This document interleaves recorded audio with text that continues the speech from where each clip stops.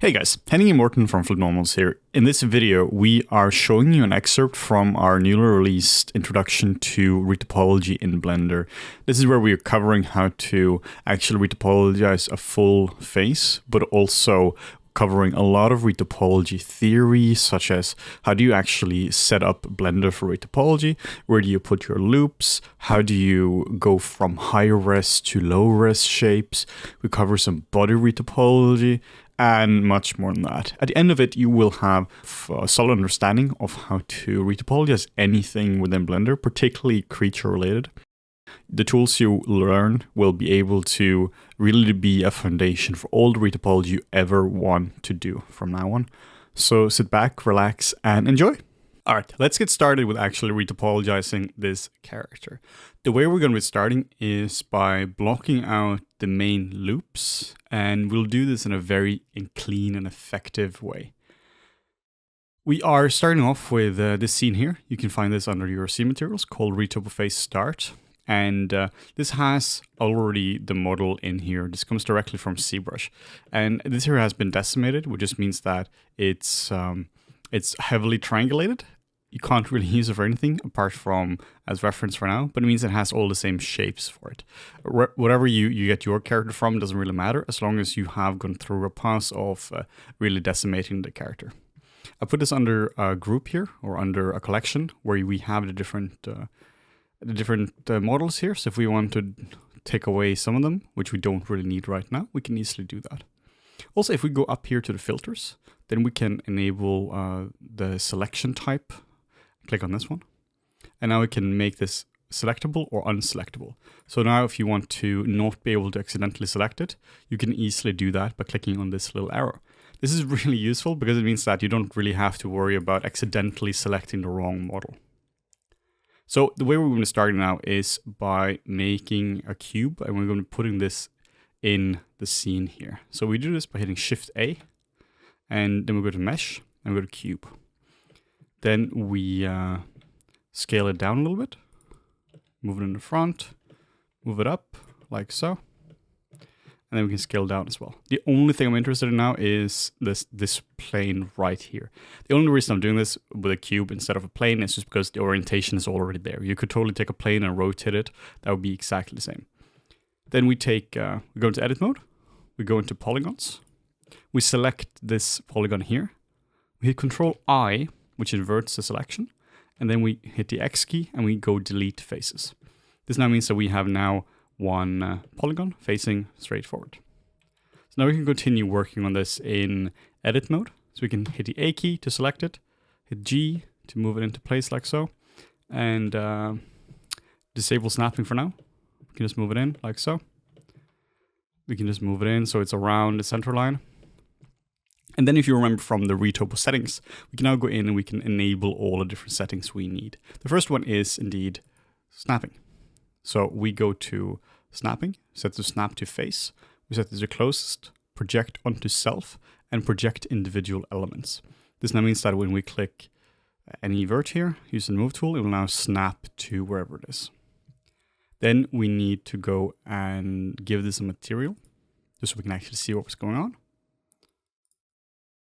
We set this to just a more extreme color, just so we can actually see it. Then we go under our object properties, viewport display, and set in front to be active. Then we need to go under our modifiers, and we add a shrink wrap modifier. Then we set the target to be this model.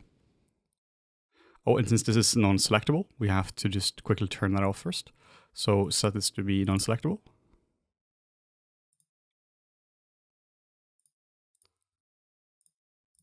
There we go. And then we enable this in the viewport by hitting on cage. So now we have the same result.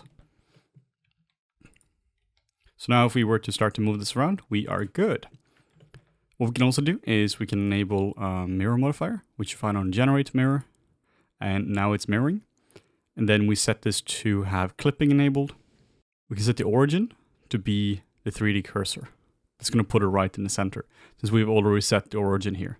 It's also pretty cool because you can also set the mirror object to be actually the object here as well, that means it's going to mirror exactly there. So then you don't have to set the origin. But for now, we are just going to be using the actual origin point here. Either works. And then we are going to start manipulating these around. We are going to start with the major loops, which will include around the eyes, the nasolabial fold, the fold going around here, around the mouth, around the eye here to create this little, like almost like a little, some superhero glasses or something like that. And we're just going to get them in. So let's start off with the mouth. So we can take this entire thing, go into polygon mode, and move it down like so. Just move it in as well, just so it's right in the center, like this. And like we mentioned before, what's important is that you have big polygons. You don't have to go much smaller than this, but it's really important that you are using big polygons for this. Otherwise, it's really tricky to get it right. So we select the border here, or the edge border here, and then we can extrude it out. One cool thing is if you hold down Control and right mouse button, this just automatically extrudes to where you're clicking, which is really handy. You can also hit the E key and just drag it out, whatever you prefer. Or you can use the polybuild tool like we spoke about in the tool chapter, and we can just drag it out like this. No right way of doing it, but there are many ways to roam. So we can just use the polybuild tool for now, because it's easy for this step, but honestly, whatever you prefer.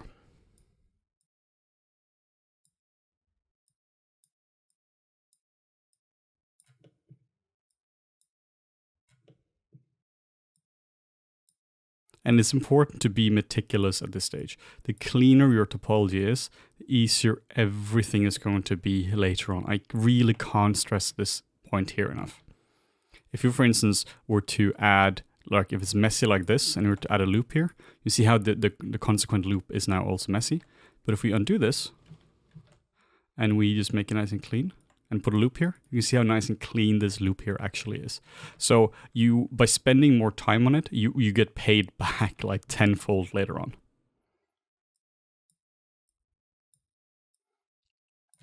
So we want one loop to go around here, like so, around the mouth. Then we want a loop to go around the nasolabial fold like this. And we can take this loop here as a starting point. We can extrude it out, just in the E key. We can extrude it out once more like this. And then we can start to fit it around, like so. So what we talked about before as well, I'm trying to keep the same amount of loops here as I am here, so that it's just a lot easier. So when I'm blocking it out, just try to keep this in mind.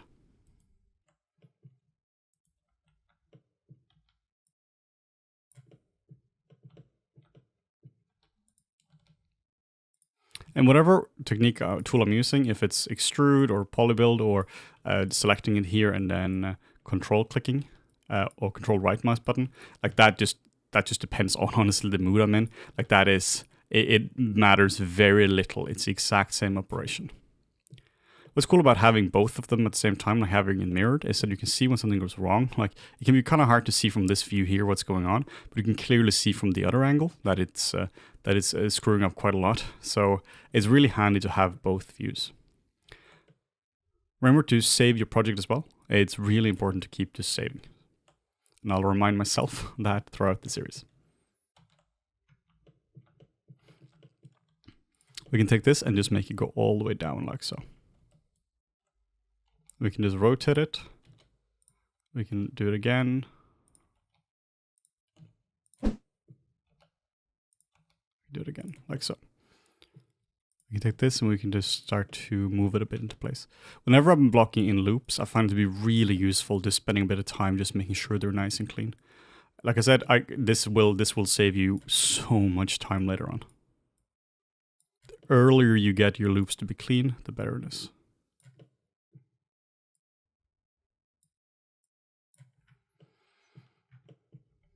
So we're not going to be filling them in this video. We're just going to be blocking them out. So you can easily see if we can fill this in, but we're just going to wait with that until the next video. And then we're going to take a loop here, and this is going to go around the eyes like so. So we can take this one, and we can just move it out like so.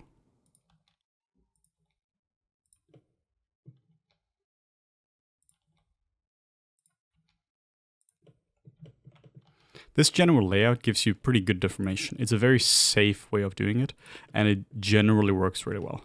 Like this is true for humans or animals, whatever it might be. Having this band around the eyes is a pretty nice way of doing it. We can extrude it out. Actually, this one we can, since this is directly connected to the other one, we can take this one. We can just extrude her out like so, since it's already connected. Then we can hit this guy here, hit the F key.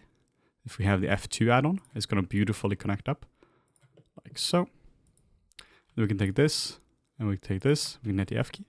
Or we can select this one, and we can hit the F key here.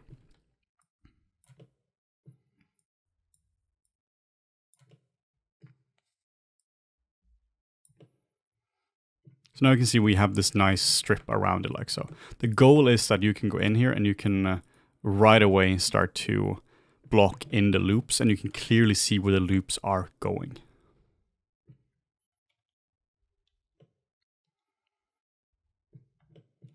Then we'll take a loop which goes around here. It goes around the jaw and it comes under here. So let's just start to block this in. The F key. We'll select in the corner, an F, and there we go.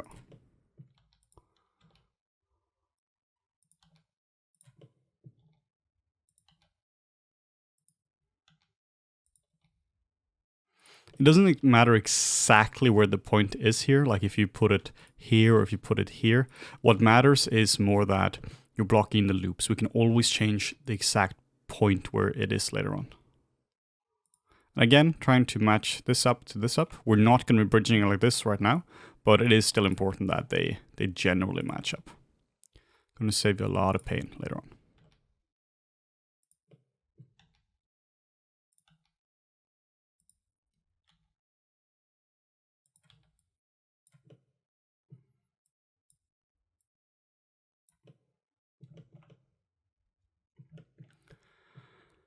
Cool.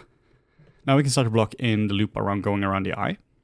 So we can take this guy here and we can start to extrude it in. Select this guy and hit the F key. This is why I'm not really using the poly build too much, because this tool here is just so damn good. It will just do most of the things I need to anyway. So might as well just keep using this tool here. We can also take these 2 points and we can just merge them together. Just hit add center. And then we're just going to try to redirect it around a little bit like so. So that it goes like this. Then I'm also trying to match these guys here up as well.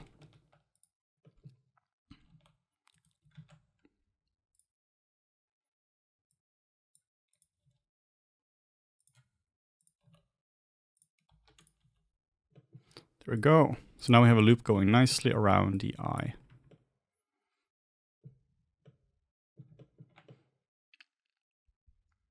So I'm definitely looking at reference when doing this, like I said before. Like this is, you're not just going to be doing it like this fast without reference, because now I know exactly what I'm after. So if you're just if you're freestyling this, it's going to be significantly slower for you. So I highly recommend that you get some good reference to look at here. This loop here, we can force to go to the right here. So let's just keep going, making go through here. Let's just make it a bit cleaner before doing that. We also need another loop going around here as well. So hit Control R, and then we can just force a loop here, because I don't want to go all the way down here with the jaw. I want it to go more up here. And this is what I mentioned. We can always move them around, like if we need to. We can select this, and we can select this and hit the F key. And then we can add a point in the middle by hitting Control R. And you can see how fast this is, right? We're not really far into the video, but already it's starting to come together. It's starting to become, you can see where the main loops are, and you can start to see the character of this little troll guy. Same thing, trying to connect these guys here up.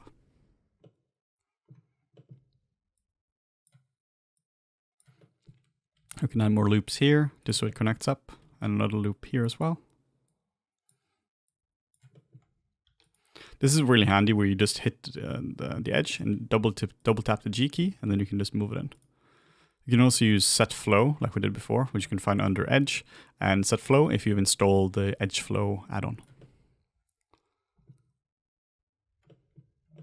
Then we can also add a loop going around the ear as well. You always need a loop going around the ear. So we can do this by, we can just add a loop here. Then we can add one here. Just move this out a little bit. Like so. You can also hit shift click up here as well.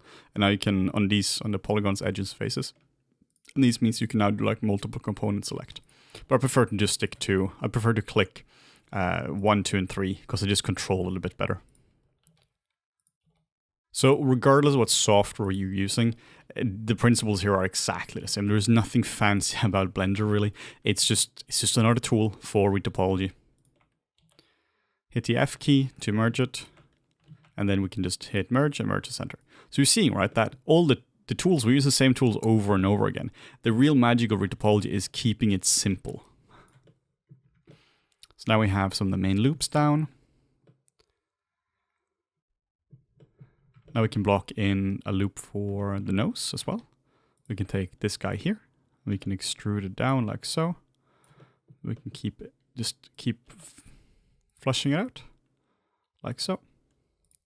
We can take this guy and we can just hit extrude and rotate it into place. And you can always see the hotkey down here if you're confused about what's actually happening. But what's really happening is just that we're just taking it very easy. Also, if you don't want to see the other side here, you can just disable the real time, so you can't really see it. So it's still there, you just can't see it, which is really useful in cases like this where it might be giving you a bit too much information. So around like this, and now we have the nose approximately blocked in. Then we can also block in the center line. I really like to do this early on. This is just a line which goes all the way around here. Just makes it a bit easier. So I'm going to make this very narrow because there's a lot of fidelity going on here. And make sure that it retains the curve like so. And then we can just start extruding it up. Now this is where I actually want the mirror modifier to be back because it's a lot easier to actually see what's going on here. Take this and move it up like so. We just insert a loop through here as well. Then we can insert this down. We can just bridge these two together. I really enjoy that the F key just bridges in Blender. It's very intuitive. And select this and hit the F key. What's also important as well is that, of course, that you have all the topology you need. Like this is definitely where we need to add another loop later on because it's not supporting the cage or the actual shape, but that's for later. We add another loop here, select this, and hit the F key, and then we can just keep expanding backwards. This is where it's important that you just straighten out a little bit, because otherwise all the subsequent loops will have this pattern here, and it's so much cheaper to fix it early on.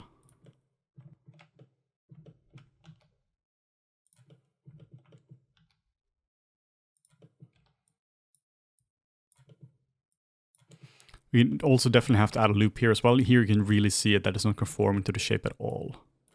There we go. And then we just get this down here, all the way down. And then you can always add loops in the center as well. I'm not too fussed about exactly how many loops you need throughout here, because this is something we can always keep adding to them. Then I want a loop which goes from here and all the way down here. Actually, before that, let's add a center line here as well before.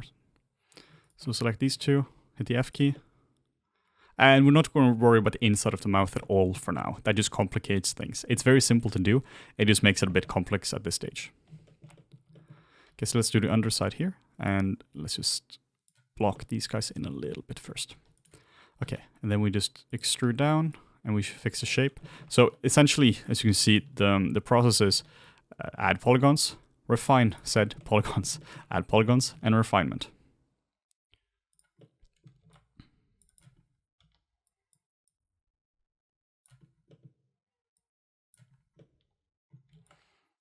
And if you push them too much and you add loops like this, you might be in a bit of pain, just because you have to do it. You have to change the shape a bit too much. But this is fine. Okay, so let's add a loop going from here around like so. This loop here is so that it's really nice and easy to deform the actual neck of the character. Then we just add a loop like here as well. Then we can add another loop, just going through here. Then we can make sure they're fitting nicely.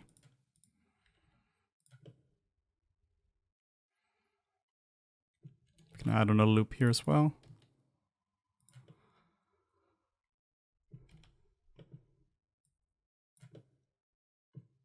And just spending a little bit of time on this to make sure it's all nice. Then we need to add another loop from here and then in. This is so that we can connect up. We can actually figure out what's going on here in terms of direction changes. So let's take, let's add another loop here. And let's move this guy down here a little bit. Let's refine it just a teeny bit. And then we can take this loop here and we can move it over like so.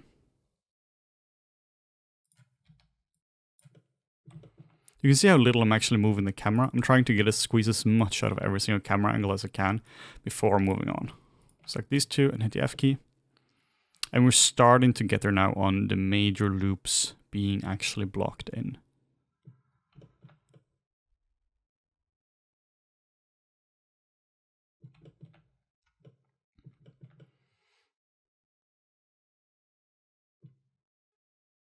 Then we're going to take this loop here and just redirect this down like so.